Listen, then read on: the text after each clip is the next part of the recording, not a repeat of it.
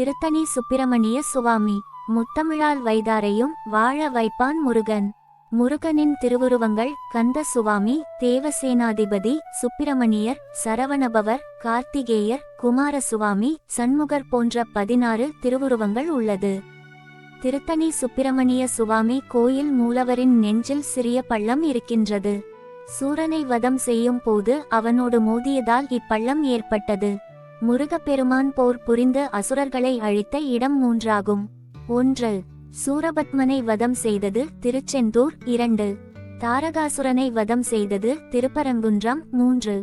இந்த இருவரின் சகோதரனான சிங்க முகாசுரனை வதம் செய்தது போரூர் ஆகும். முருகன் அழித்த 6 பகைவர்கள் ஆணவம், கன்மம், குரோதம், லோபம், மதம், மாச்சரியம் ஆகும்.